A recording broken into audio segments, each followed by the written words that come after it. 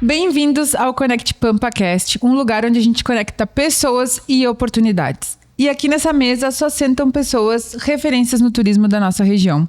E eu gostaria de começar o nosso programa agradecendo aos patrocinadores oficiais do nosso podcast. Começando a agradecer por Hotel Hermitage, que é o local onde a gente realiza as gravações do nosso podcast, Brasil Free Shop e Mônaco Free Shop, que possuem lojas dos dois lados da fronteira. A Cabanha Sem Fronteira, que é um atrativo novo aqui na nossa região, que une tradição e inovação. E por último, mas não menos importante, os looks desse dia são lá da loja da Cor e Magia Boutique. Todos os nossos parceiros, muita gratidão por esse projeto e também vão estar a descrição nesse vídeo para que vocês possam acessar aos nossos parceiros. E eu gostaria de apresentar aqui o filho da Manuela Ducatio, o esposo da Patrícia, o pai do Renzo, Isabela e Thiago, arquiteto de formação que transformou-se em comerciante durante a trajetória. Ele que tem o Solar Dom Pedro no Armor há 25 anos e o Solar Gastronomia e Café. Atuante há 4 anos na construção da mesa binacional de turismo e há 10 anos do Festival da Enogastronomia. Muito bem-vindo à nossa mesa, Fabrício. Graças, Alissa, pelo convite. Muito obrigado. Seja muito bem-vindo.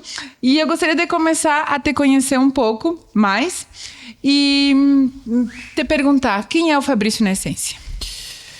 Bom, o Fabrício, na essência, é um cidadão da fronteira, é um fronteiriço. Eu me identifico muito com essa cidade. É um filho, é um pai, é um esposo e alguém que gosta muito de dedicar muito tempo à comunidade, às coisas que fazem que nosso entorno melhore.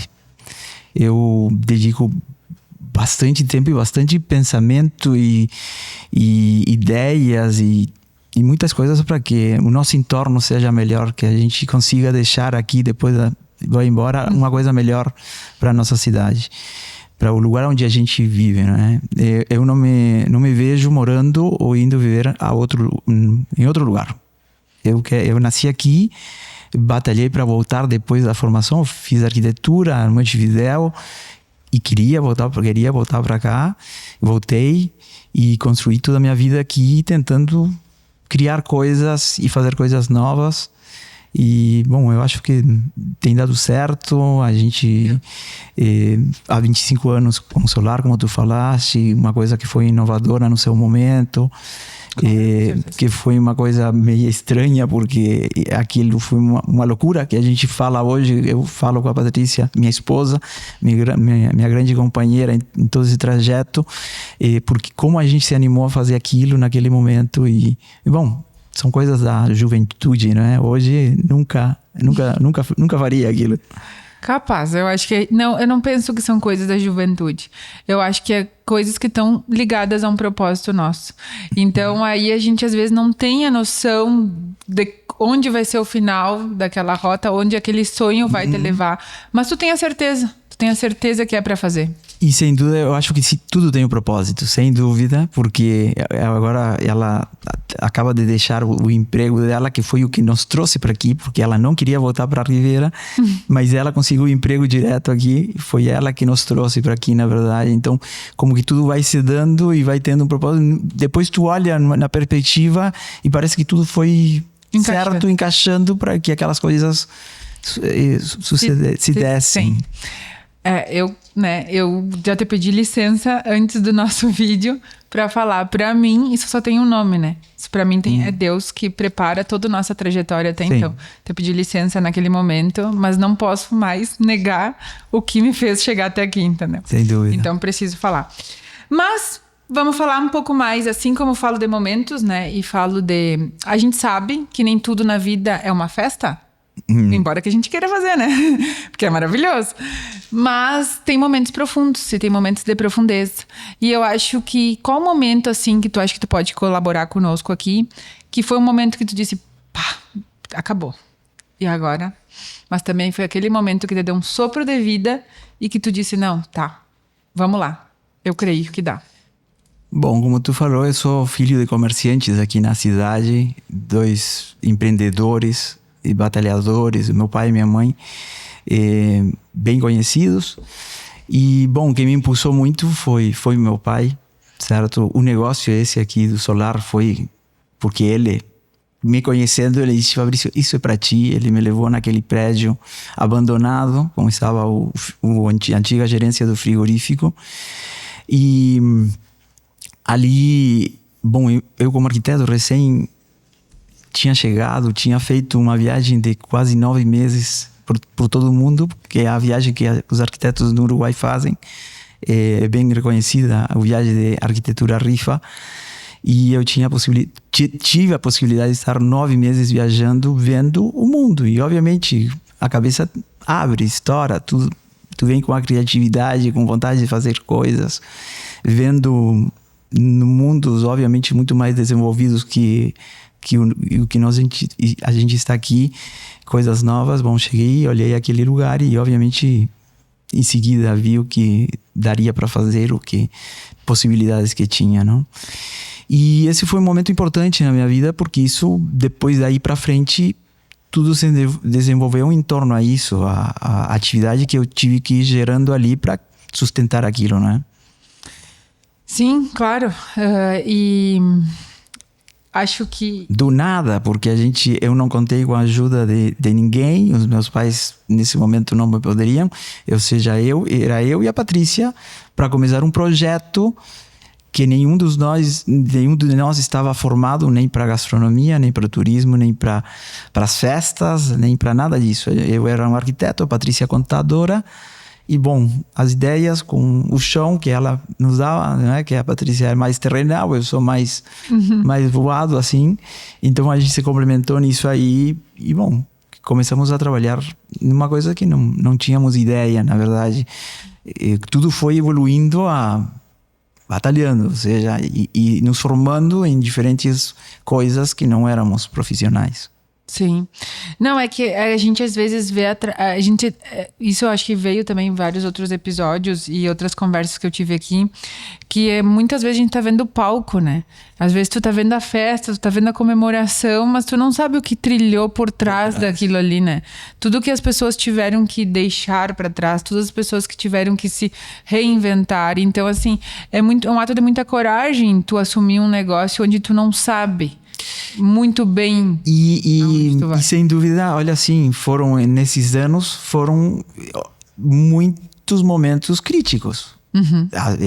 Eu comprei aquilo ali, nós compramos aquilo ali e imediatamente vinha uma crise como nunca no Uruguai. Uau. E nós, basicamente, eu era arquiteto lá, ela era contadora lá, tudo veio abaixo, ou seja, foi muito complicado no começo. Quando a gente estava mais ou menos bem, vem a pandemia. Para nós fomos os que primeiros deixamos de trabalhar e últimos a começar, né? Nos afetou diretamente o setor de festas, eventos, restaurantes, nos afetou totalmente. Tivemos que nos reinventar e fazer de tudo para não mandar os funcionários fora, para pedir empréstimo, deixar de pagar de contratações. Tínhamos todos contratados festas para todo esse período, tivemos que redirigir, redevolver. Foi toda uma engenharia muito complicada durante também a pandemia. Então, a gente vai como criando uma coraça, sabe? Uma capa grossa assim, que quando tu vem, tu vai estar mais preparado para cada coisa que vem, tu te prepara, né? E na verdade eu acho assim que a gente... Por isso que talvez a gente acaba não deixando um legado tão claro. Porque a gente bota tanto a capa e a gente tem dificuldade de se abrir para que as outras pessoas possam chegar e ter pegado a mão em algumas situações, porque isso é o que eu sinto.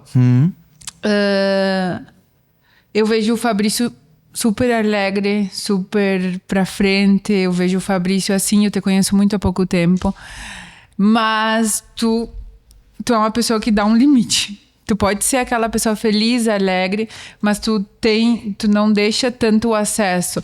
E às vezes o acesso é bom, porque aí vem pessoas e a coisa vai se unindo. Sim, e a gente vai unindo propósito. Mas nós temos aqui, é bem típico da fronteira, não é? A gente ser meio fechadão. E tu sabe muito bem, nesses anos, nos reunirmos o setor... todos os setores. É difícil reunir os restaurantes, é difícil reunir os hotéis, é difícil reunir todos os setores a gente se complica um pouco porque cada um está naquela coisa que protege, que não posso me abrir com o outro. E, por exemplo, na pandemia, nós conseguimos, o setor de festas e eventos, conseguimos nos juntar para resolver todos os problemas que a gente tinha, porque era todo dia que abria, que fechava, que dava com máscara, que dava sem máscara, era tudo uma complicação e a gente se juntou. Acabou a pandemia, nunca mais nos juntamos. Eu acho que esse movimento que a gente vem... eu acho que às vezes os problemas juntam as pessoas e juntam os empreendedores e depois, que é muito comum aqui, quando o turismo, estão vindo, tá certo, tá tudo bem, ninguém se junta, ninguém se fala, mas quando a coisa aperta, aí começamos a unir. Eu acho que a gente vem trazendo esse movimento, que é um pouco do que eu tento trazer para essa mesa desse podcast, o que eu tento trazer para o evento em si, Conect Pampa, essa que enquanto a gente não entender a importância da união, Livramento não vai se desenvolver. Não. E eu posso não concordar com tudo que é dito numa mesa. A gente nunca vai concordar 100% com o outro. Sem dúvida. Porque a gente somos pessoas diferentes, com vidas diferentes, com trajetórias diferentes, mas a gente tem que respeitar e saber ouvir o outro. Que aí, assim, a gente vai chegar num consenso de algo melhor para o todo. E é isso que eu acho que eu sinto que as pessoas têm dificuldade aqui, sabe? De entender que não é uma coisa que pode ser pensada, é uma coisa essencial. Ou a gente entende que a gente tem que trabalhar em colaborativismo, que a gente tem que dar acesso para o outro, ou a gente não vai conseguir expandir, entendeu? Porque o turismo, vamos falar de turismo. Essa é a nossa maior dificuldade, que que eu acho que na mesa a gente conseguiu vencer muito isso hoje. Nos conhecemos, e antes nós não conhecíamos. Claro, já é o primeiro passo importantíssimo. Um passo importante, na mesa a gente faz as reuniões, todas as reuniões em lugares diferentes, justamente para que cada um itinerantes, para conheça o empreendimento do outro, as dificuldades, o que ele oferece. Então isso enriquece também o grupo. Com certeza, deixa eu só... como a gente tá falando para um público, né? Que às vezes a gente esquece que tá falando para um público, mas estamos falando para um público. Mas para quem não sabe, dá para te falar mais sobre a mesa, que tu foi um dos idealizadores e que mantém ela... 4 anos atrás, começamos do lado de Rivera a criar a mesa Destino Rivera, sendo eu bem do fronteiriço, né? Eu tenho empreendimento do lado brasileiro, mas comecei a trabalhar do outro lado porque cedeu tudo entre Margarita Carrao, entre Assir, Intendência e Santiago Esteves, que nesse momento estava pelo Ministério do Turismo. Começamos a trabalhar em criar uma coisa que realmente já tinha começado, mas não tinha dado certo, que é a mesa ou um lugar onde se falasse exclusivamente de turismo. Porque nós sempre dizemos que Rivera e Livramento vive do turismo, mas um turismo de compras. É um turismo excelente, porque tem sido há anos isso que tem dado movimento à nossa fronteira. Mas nós temos muito mais para oferecer a um turista que somente compras. E que vai melhorar e acrescentar isso também, porque as pessoas vêm por outro motivo e acabam comprando, isso sempre. Mas não tínhamos um grupo trabalhando nisso aí. Bom, criamos o de lá, depois pensamos em criar uma instituição que fosse binacional, mas é impossível porque cada país tem suas normas, suas legislações, então vamos criar uma de cada lado.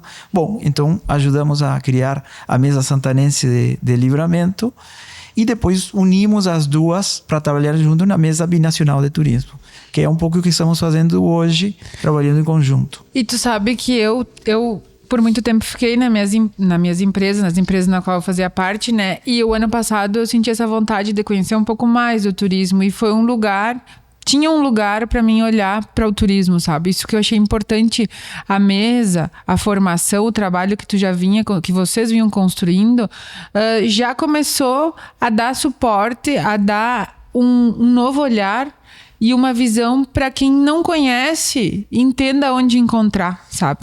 Para quem quer participar, entenda aonde ir buscar, sabe? Eu acho que tem muitos empreendedores com muitas ideias, só que a falta de conexão entre nós, muitas vezes, e no turismo é impossível isso. No turismo, tu tem que estar conectado. Exatamente. Tem que conhecer o outro.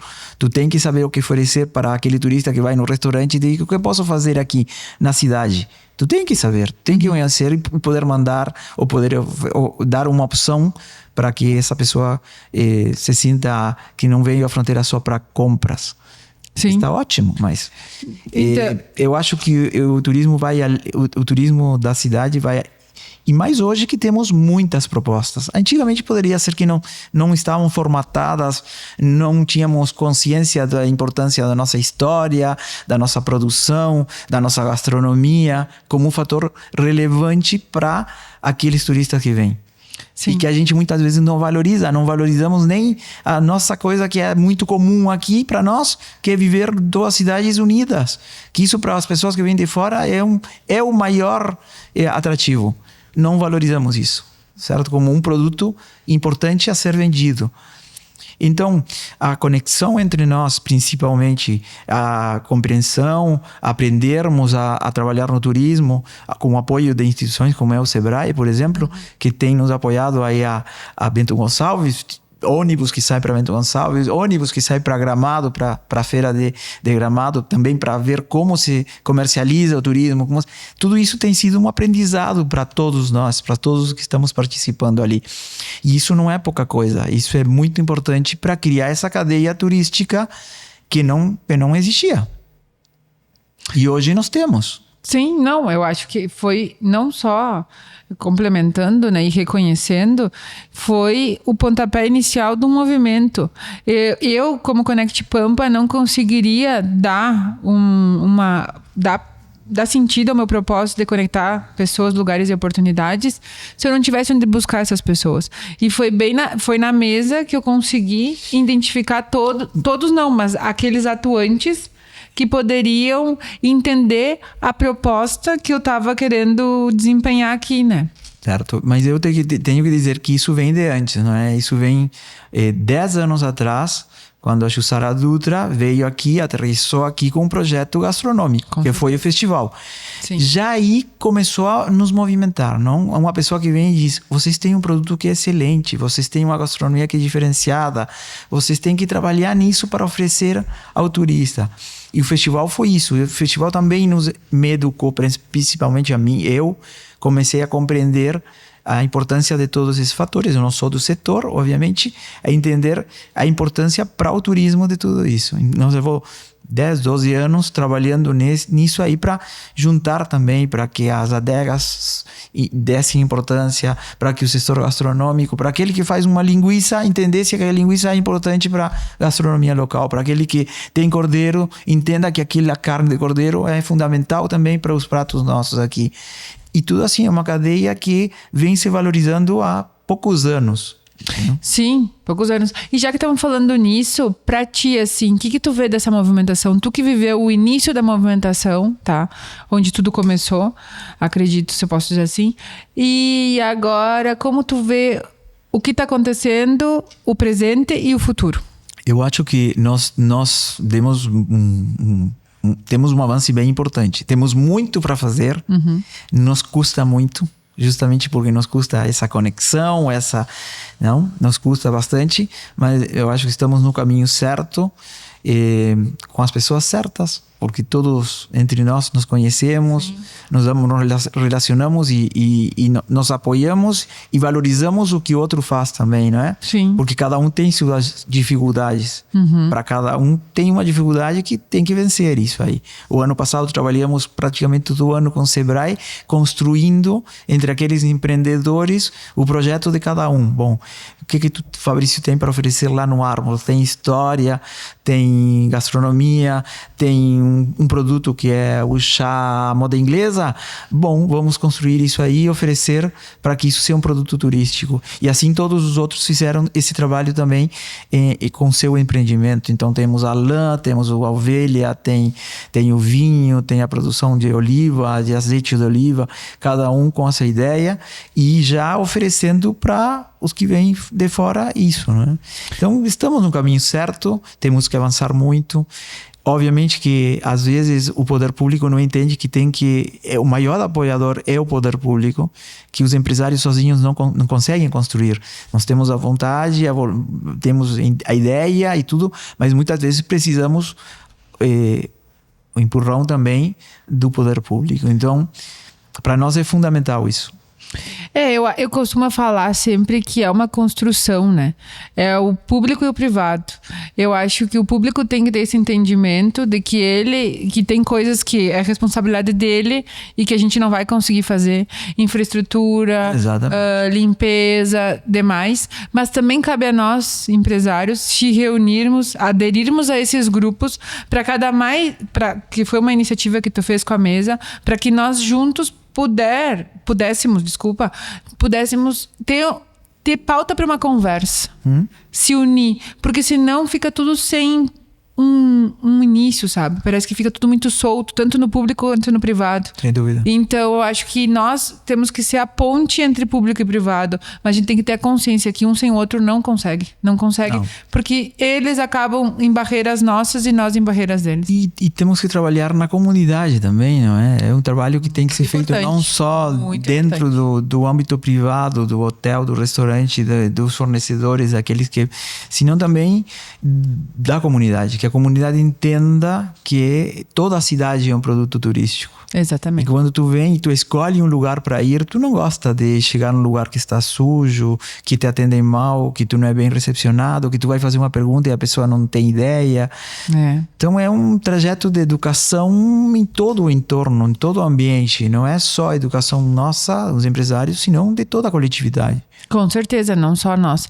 E outra coisa que isso é bem interessante que vocês fazem no Festival da Enogastronomia, que é nem todo mundo sabe, mas tem ação nas escolas, né? Exato, turismo na escola, que a gente faz projetinhos de turismo em cada escola e depois eles todos juntos se reúnem um dia e apresentam esses projetos e essas histórias com todos os grupos na tenda, e depois a gente finaliza com carreteiro para 1.000 estudantes e são momentos que vão fazer refletir porque eu acho que onde você tem que trabalhar é na escola, não é? O lixo na escola, o cigarro, o álcool, tudo que tu trabalha na infância, ele gera tem muito mais resultados que no adulto. O adulto já está com vício, já se jogou lixo, vai continuar jogando lixo, a não ser que venha uma multa em cima, que doa bem no bolso, mas a criança não. Então, o trabalho tem que começar por ali. Porque isso eu achei importante salientar que uma das coisas que eu participei com vocês, não da forma tão como vocês na ponta de tudo, na cabeça de tudo, mas de certa forma eu participei um pouco na construção ali como mesa do Enogastronomia nessa última edição, e foi meu primeiro. E o que eu pude perceber, que eu acho que a gente tem... Nós temos 10 anos de construção dentro disso, e tem muitas pessoas que não sabem o quanto de impacto social e quanta coisa gratuita tem no festival, que gera, né, essa possibilidade, esse trabalho, esse desenvolvimento, assim. Então é por isso que eu trouxe. Bom, e nesses 10 anos muito mudou, porque chegaram as universidades, a Santana do Livramento e Rivera, que não tinham. Então, o festival foi promotor do primeiro curso binacional de gastronomia.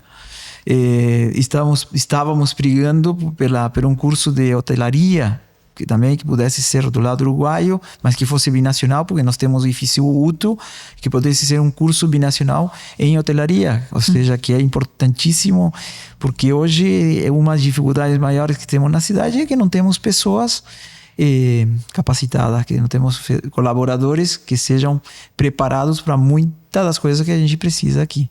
Com certeza. Isso é bom. Mas então... Sofremos, todos os empresários sofremos. Mas como a gente percebe no decorrer desse tempo, quanta coisa construiu, né? Quanta coisa tu também participou na construção para nós chegarmos onde estamos hoje, né? E Fabrício, eu acho que a gente pode começar a partir para o encerramento deste episódio desse podcast. E eu gostaria de saber de ti uma frase, um livro, uma mensagem inspiradora que tu tenha, que tu possa compartilhar com o pessoal. Eu adoraria assim, ó, minha história está fundamentada em história, porque o Armour tem uma história importantíssima para nossa cidade.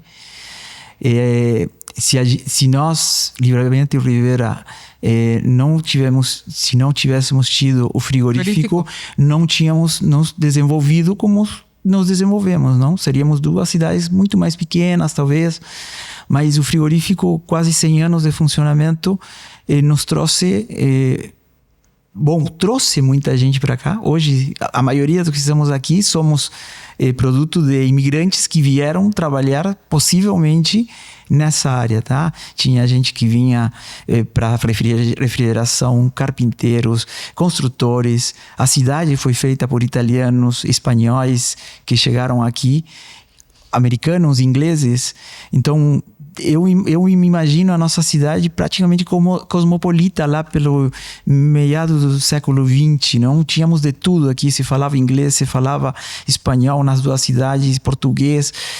Então eu vou recomendar um livro que eu amo, que é o da Vera do Prado Lima Albornoz, que é a história do frigorífico, que muita gente não leu esse livro. Isso. E para mim tem sido importantíssimo para contar a história ali do frigorífico. Uma aposta no Pampa da Vera, que é nossa historiadora local, que é uma historiadora local que se ela não tivesse feito esse livro no momento exato há 30 anos atrás, 25, 30 anos atrás, tivesse se perdido toda essa história, porque hoje fica praticamente nada. Documentação, você perdeu tudo. Então, eu aconselho aqueles que gostam e gostariam de ter um panorama, porque não fala só do frigorífico, fala do desenvolvimento, a chegada do trem, o comércio em Rivera Livramento. O comércio, antes de sermos free shop, o Rivera já era um free shop, porque o trem chegou trazendo todos os produtos importados que chegavam pelo porto de Montevidéu, e tínhamos as grandes lojas como era a Casa Ludwig, o Siglo, a mesma assim, Eris. Eram grandes lojas que vendiam produtos importados para quem? Para todos os brasileiros que estavam aqui desse lado e vinham se abastecer em Rivera. Então, essa coisa do comércio não é da agora do free shop, já tem história até do início, porque os primeiros povoados, os primeiros que povoaram Rivera, que foi um pouco para frear o avanço dos portugueses, já tinham essa essência de comerciantes. Então esse livro traz essa perspectiva, e eu convido a ler, porque além do mais é uma escritora querida, viva, e que temos que dar graças que temos ela aqui. Que ela fez esse trabalho, né? Exato. Bom, Fabrício, é um prazer enorme te receber aqui nessa mesa, para nós poder trocar, muito conversar. Obrigado.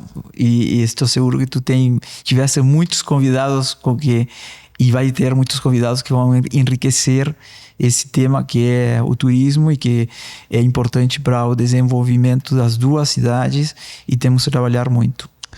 Temos que trabalhar, mas já começamos a nossa trajetória. Muito obrigada. Muito obrigado. Até a próxima.